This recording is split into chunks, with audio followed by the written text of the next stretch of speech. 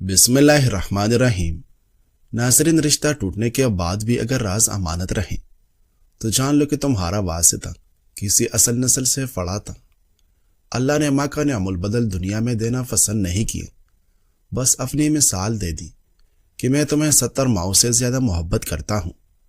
امام ابن الجوزی رحمہ اللہ فرماتے ہیں، جب تم رات کی تاریکی میں اپنے مالک اور مولا کے سامنے بیٹھو تو بچوں والا رویہ اختیار کرو، کیونکہ جب بچے کو اس کا باپ کوئی چیز فراہم نہیں کرتا تو وہ رونا شروع کر دیتا ہے۔ جرمنی میں خواتین کم سن بچوں کو ادویات نہیں دیتی ہیں، بلکہ انہیں سوم کا پانی پلایا جاتا ہے۔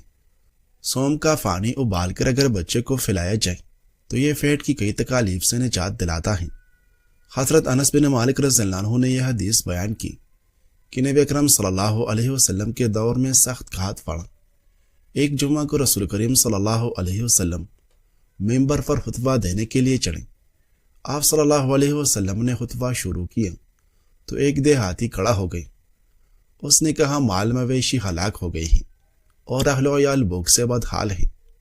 یا رسول اللہ صلی اللہ علیہ وسلم، ہمارے لیے بارش کی دعا فرمائیے۔ حضرت انس رضی اللہ عنہ کہتے ہیں کہ رسول اللہ صلی اللہ علیہ وسلم نے دعا کے لیے ہاتھ اٹھائے۔ آسمان پر دور دور تک کہیں بادل کے کسی ٹکڑے کا نام و نشان نہ تھا۔ اس ذات کی قسم جس کے ہاتھ میں میری جان ہے، آپ صلی اللہ علیہ وسلم نے ہاتھ نیچے نہیں کیے تھے کہ آسمان پر بڑے بڑے بادل چھا گئے۔ پھر آپ صلی اللہ علیہ وسلم ابھی ممبر سے نیچے نہیں اترے تھے کہ میں نے دیکھا بارش برسنے لگی اور پانی آپ صلی اللہ علیہ وسلم کی داڑھی سے قطروں کی صورت میں گرنے لگا۔ اس روز بھی بارش ہوئی اور اس کے بعد بھی اگلے کئی دنوں تک مسلسل بارش ہوتی رہی، یہاں تک کہ اگلا جمعہ آ گئے۔ اس جمعہ کو وہی عرابی یا شاید کوئی دوسرا دیہاتی کھڑا ہوا اور اس نے کہا، یا رسول اللہ صلی اللہ علیہ وسلم، گھر مکان گر گئے ہیں اور مال مویشی غرق ہو رہے ہیں، آپ ہمارے لیے دعا فرمائیے۔ آپ صلی اللہ علیہ وسلم نے ہاتھ اٹھائے اور یہ دعا مانگی، اللہم حوالینا ولا علینا، اے اللہ ان بارشوں کو آس پاس کے خشک علاقوں پر برساں اور ہمارے اوپر نہ برساں۔ پھر آپ صلی اللہ علیہ وسلم نے بادلوں کی طرف جس جانب بھی اشارہ کیا وہ چٹتے چلے گئیں۔ مدینہ تالاب بن گیا تھا اور وادی میں مہینہ بھر پانی بہتا رہا۔ کسی بھی جانب سے کوئی آتا تو بارش کی خبر دیتا۔ ناظرین، جوائن کے دانے جگر کی سختی دور کرتی ہیں، یہ جسم کے زہریلے مادوں کو تحلیل کرتی ہیں۔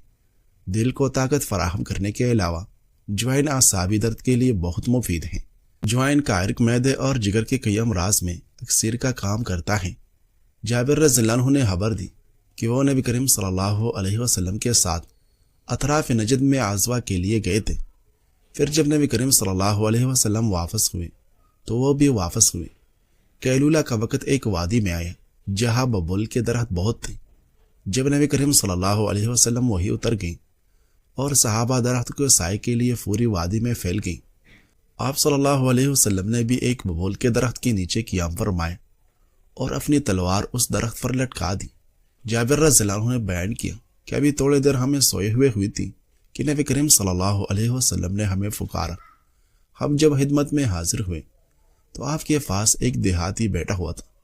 آپ صلی اللہ علیہ وسلم نے فرمایا کہ اس شخص نے میری تلوار مجھ ہی پر کھینچ لی تھی۔ میں اس وقت سویا ہوا تھا، میری آنکھ کھلی تو میری ننگی تلوار اس کے ہاتھ میں تھی۔ اس نے مجھے کہا، تمہیں میرے ہاتھ سے آج کون بچائے گا؟ میں نے کہا کہ اللہ، اب دیکھو یہ بیٹا ہوا ہے۔ نبی کریم صلی اللہ علیہ وسلم نے اسے پھر کوئی سزا نہیں دی۔ ناظرین، مرغی کا انڈا تاثیر میں گرم تر ہے مگر اس میں دودھ سے زیادہ طاقت ہوتی۔ کچا انڈا جل ہضم ہو جاتا ہے اور جب ہم اسے پکاتے ہیں تو جس قدر اسے پکایا جائے اتنا ہی دیر سے یہ ہضم ہوتا ہے۔ خراب انڈا پانی میں تیرے گا جبکہ تازہ انڈا پانی میں بیٹھ جائے گا۔ کسی اندھیرے کمرے میں بلب روشن کریں، انڈے کو روشنی کے رخ پر رکھیں۔ اگر یہ نیم شفاف نظر آئے تو انڈا ٹھیک ہے اور اگر آپ کو اس میں داغ دھبے نظر آئے تو خراب ہے۔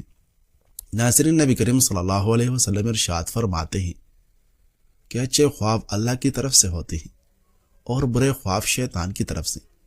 لہٰذا جب تم میں سے کوئی ناپسندیدہ خواب دیکھے تو 3 بار اپنے بائیں طرف توکے اور اس کے شر سے اللہ کی پناہ مانگے۔ ایسا کرنے پر وہ اسے نقصان نہیں پہنچا سکتے۔ کہ اس بن ابی حازم نے یزید بن ابی شیبہ سے روایت بیان کی ہے کہ وہ یزید کہتے ہیں، میں مدینہ کی ایک تنگ گلی میں سے گزر رہا تھا، میرے پاس سے ایک عورت گزری، میں نے اس کا دامن پکڑ کر اسے اپنی طرف کھینچا اور اس کے پہلو میں چٹکی لی۔ اگلے دن نبی اکرم صلی اللہ علیہ وسلم لوگوں سے اسلام کی بیعت لینے لگے۔ میں بھی بیعت کے لیے حاضر ہوا۔ جب میں نے اپنا ہاتھ بڑھایا تو نبی کریم صلی اللہ علیہ وسلم نے اپنا ہاتھ کھینچ لیا اور فرمایا، کیا تو وہی ہے جس نے کل چٹکی لی تھی؟ میں نے عرض کیا، یا رسول اللہ صلی اللہ علیہ وسلم، میری بیعت قبول فرما لیجیے، خدا کی قسم میں آئندہ کبھی ایسی حرکت نہیں کروں گا۔ یہ سن کر آپ صلی اللہ علیہ وسلم نے مجھے بیعت کا شرف بخشا۔ ناظرین، کیا آپ جانتے ہیں کہ کامیاب انسان کی آنکھوں میں ہنسنے کے دوران آنسو آتے ہیں؟ اگر آپ کے سر میں اکثر درد رہتا ہے تو فالک نہ کھائیں، اس سے سر کا درد مزید بڑھ جائے گا۔ ایک مطالعے میں انکشاف ہوا کہ روزانہ 2 سے 3 کیوی پھل 4 ہفتے تک کھانے سے آنتوں کی حرکت میں نمایاں بہتری دیکھی گئی۔ حضرت وابصہ رضی اللہ عنہ فرماتے ہیں کہ میں رسول اللہ صلی اللہ علیہ وسلم کی خدمت میں حاضر ہوا۔ میں نے آمد سے قبل ہی اپنے دل میں سوچ رکھا تھا کہ نبی کریم صلی اللہ علیہ وسلم سے نیکی اور بدی کے بارے میں ہر سوال پوچھ کے رہوں گا، تاکہ کوئی نیکی مجھ سے پوشیدہ نہ رہے اور کسی برائی کے بارے میں بے خبر نہ رہوں۔ میں پہنچا تو رسول پاک صلی اللہ علیہ وسلم کے گرد مسلمانوں کی ایک جماعت جمع تھی۔ وہ آپ صلی اللہ علیہ وسلم سے سوال پوچھ رہے تھے۔ میں نے لوگوں کی گردنوں کے اوپر سے آگے بڑھنا چاہا۔ لوگوں نے مجھ سے کہا کہ یوں گردنیں پھلانگنا ٹھیک نہیں ہے۔ میں نے کہا، خدا کے لیے مجھے راستہ دے دو، میں رسول کریم صلی اللہ علیہ وسلم کے قریب پہنچنا چاہتا ہوں۔ آپ صلی اللہ علیہ وسلم مجھے دنیا بھر کے انسانوں سے زیادہ محبوب اور عزیز ہیں۔ نبی کریم صلی اللہ علیہ وسلم نے کمال شفقت و محبت سے فرمایا، وابصہ کو چھوڑ دو، وابصہ میرے قریب آ جاؤ۔ آپ صلی اللہ علیہ وسلم نے یہ بات 2 یا 3 مرتبہ فرمائی۔ لوگوں نے میرے لیے راستہ چھوڑ دیا اور میں نبی کریم صلی اللہ علیہ وسلم کے بالکل سامنے جا بیٹھا۔ آپ صلی اللہ علیہ وسلم نے فرمایا، کیا تم خود پوچھو گے یا میں بتا دوں کہ کس ارادے سے آئے ہوں؟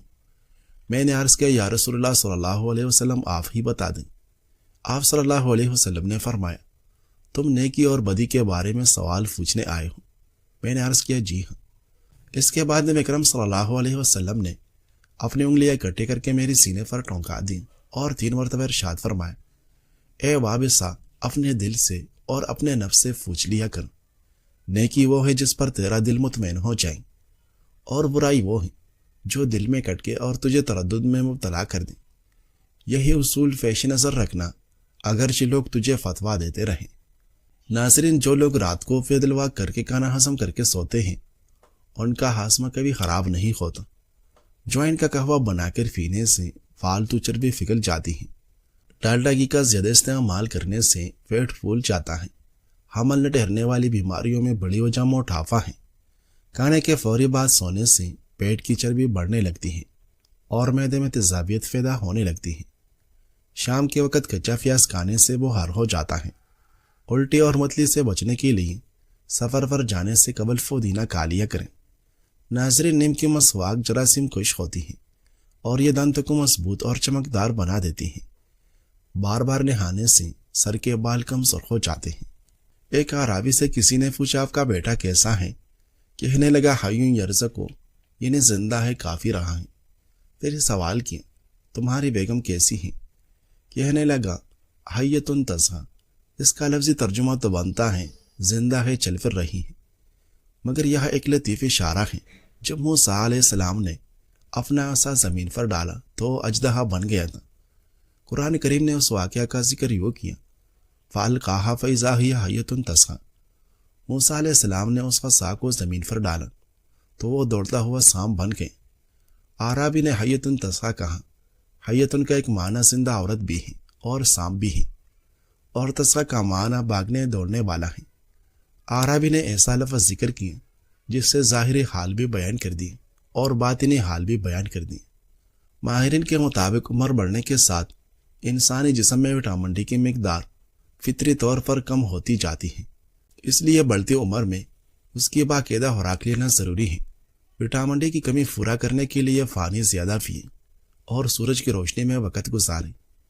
ناظرین، حضرت جابر رضی اللہ عنہ کہتے ہیں، میرے والد حضرت عبداللہ بن عمر بن حرام رضی اللہ عنہ جنگ احد میں شہید ہو گئے اور ان کے ذمے کچھ قرض تھا۔ میں نے آپ صلی اللہ علیہ وسلم سے عرض کیا کہ وہ میرے والد کی قرض خواہوں سے قرض معاف کرا دیں۔ آپ صلی اللہ علیہ وسلم نے ان سے بات کی مگر وہ قرض معاف کرنے پر آمادہ نہ ہوئے۔ رسول کریم صلی اللہ علیہ وسلم نے مجھ سے فرمایا، جاؤ اور اپنی کھجوروں کو مختلف اقسام کے لحاظ سے الگ الگ کر کے ڈھیر لگا دوں، اس کے بعد مجھے بلا لینا۔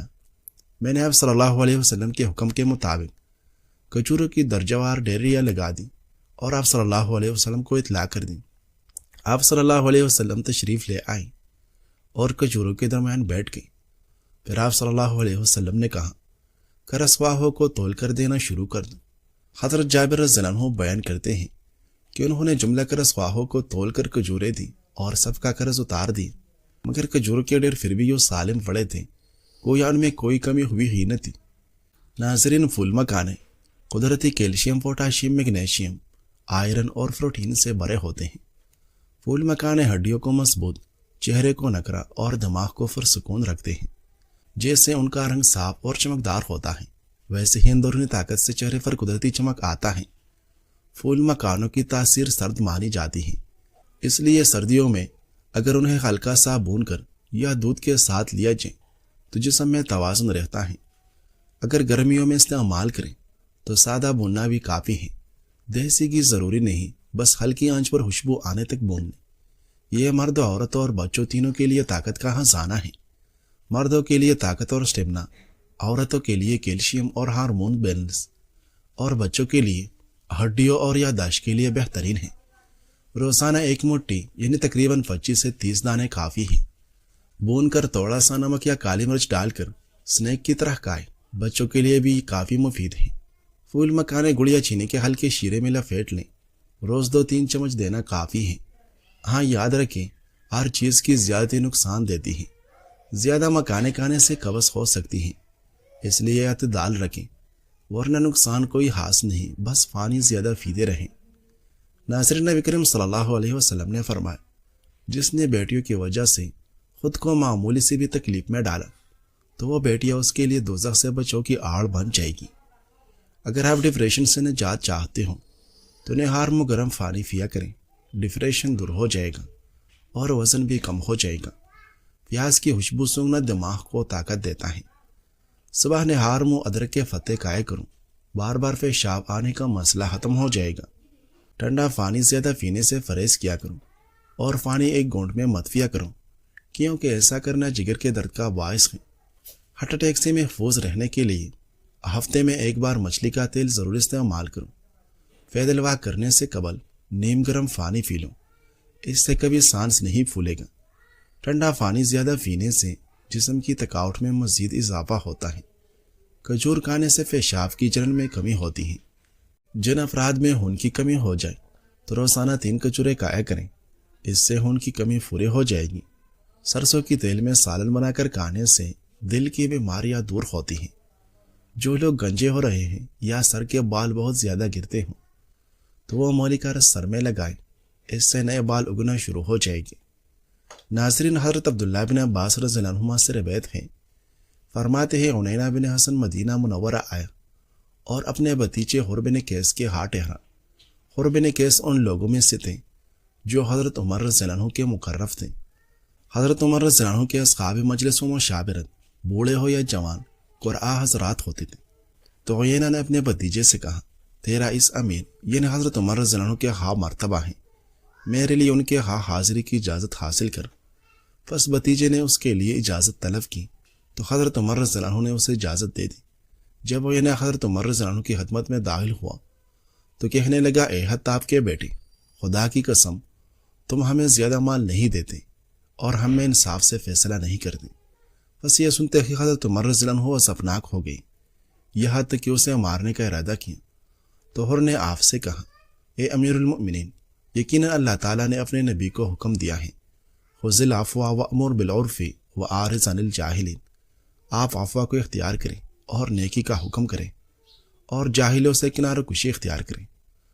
حر فرماتے ہیں، خدا کی قسم جب میں نے یہ آیت تلاوت کی تو حضرت عمر رضی اللہ عنہ پہلے حال سے آگے نہیں بڑھے، کیونکہ وہ تو کتاب اللہ کے حکم کا بہت اہتمام کرنے والے تھے۔